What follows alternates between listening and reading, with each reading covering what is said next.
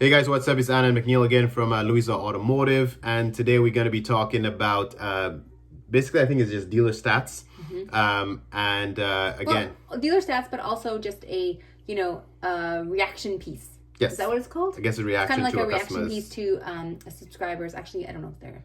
Anyways, just You can call them a subscriber. Yeah, subscriber, comment. And he dropped a really lengthy, I want to say post about becoming a car dealer and the reality of it, and it's actually really interesting. It's really interesting, and we want to share it, and we want to give leave our our feedback thoughts on and it. our experience, because a lot of things are Factual. very factual, and things that you should consider before you become a dealer. So we do 100%. appreciate your comment here.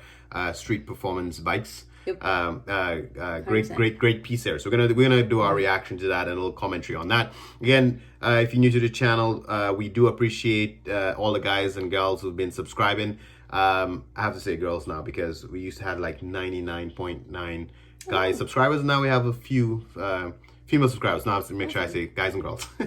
Anyway, thanks everyone for subscribing, liking, sharing, because I think we're at 850 something right now, so the 900's coming quickly. I don't know if we'll get the 1,000 by the end of the year or January, but whatever, we get into that threshold. So everybody who's doing it, thank you so much, appreciate you. And don't forget to get your wipers. It's expiring December 31st, so go buy your wipers so you get a chance to win that $500. Okay, don't say I didn't want you when I give you the 500 on live stream and you didn't get it. Okay, I know, and the chances are very high that you possibly might win. Yes. Because yes, the odds are good. Good. In your favor. The best odds ever. Best odds ever. All right. Now.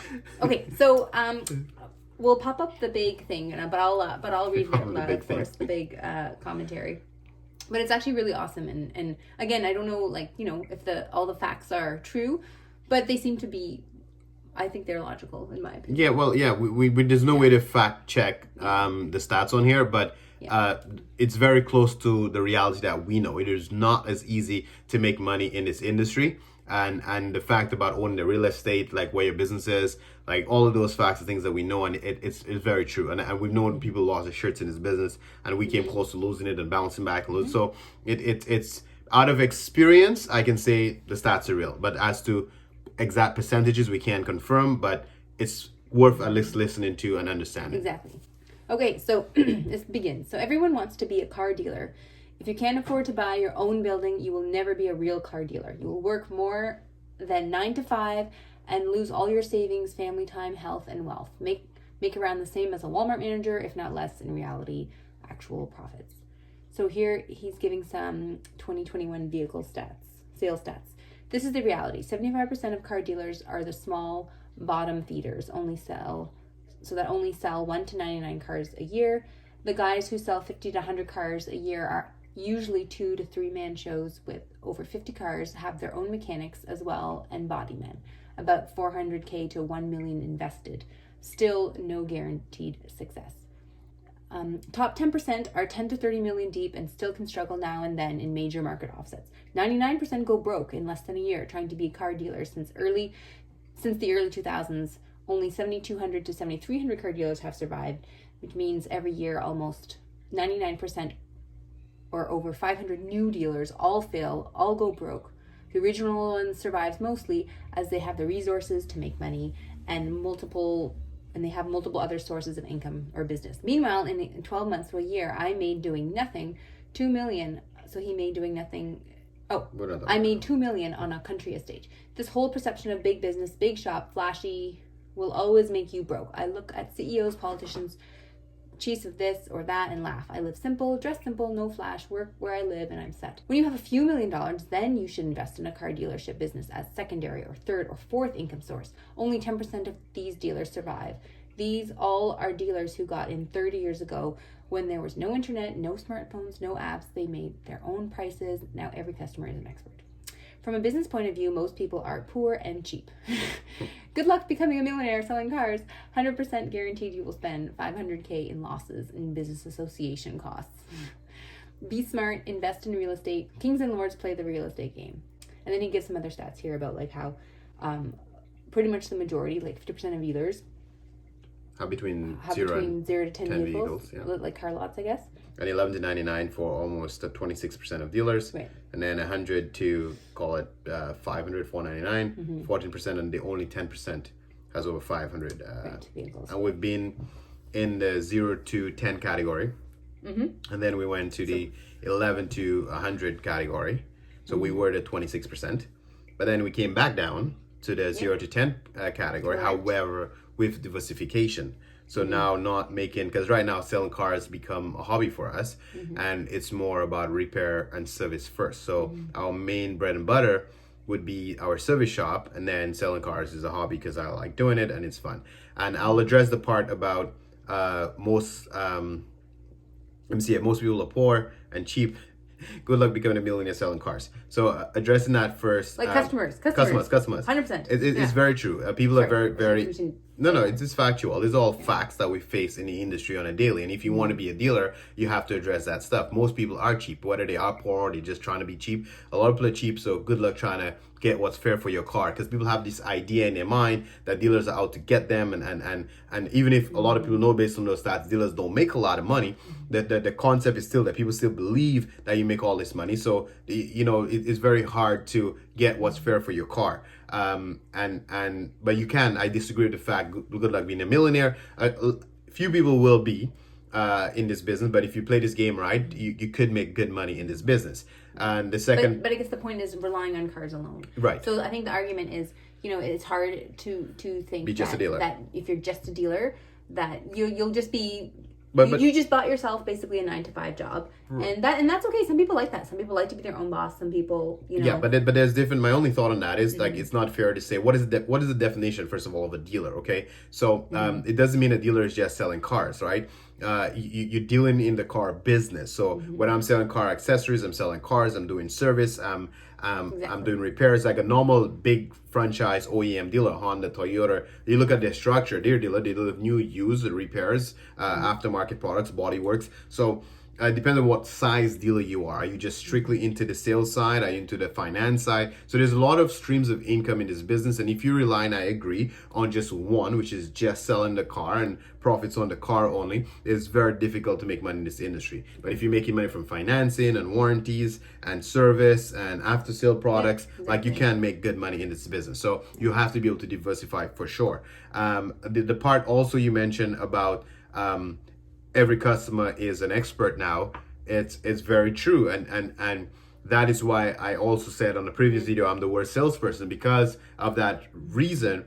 Selling cars is not you selling. Like, you don't have to oversell or do anything. If your car is priced right, customers know. They have all these online tools to help them figure out what a fair price of a car should be, what the average kilometer should be, what the history of the car is. They have enough information out there that they can make a decision themselves. They just need somebody to help them to coordinate, facilitate the deal and do the registration and all that stuff. It was actually, this comment was posted on our Canada Drives video. Right. So Canada Drives is like a online platform. It's an online platform, and I think we basically are aware that in the future this will likely be the way that people are buying cars online, because all the information is there now. We have these crazy cameras. We can do 360. Yep. We can guarantee. We can tell you. If you're not happy, bring the car back. So they don't need a brick and mortar to go to a physical dealership anymore, because it's so convenient to just do everything online, right? Exactly. And based on OnVic, a number of applications, very easy to verify, I guess, how many applications OnVic have per year. But I know I can't say for sure it's 500 applications a year. However, I know that me personally, going to the auction over the years, there's a handful of dealers I know and recognize that I've seen there from since 2013. A lot of older guys who have always been at dealership and always been at the auction.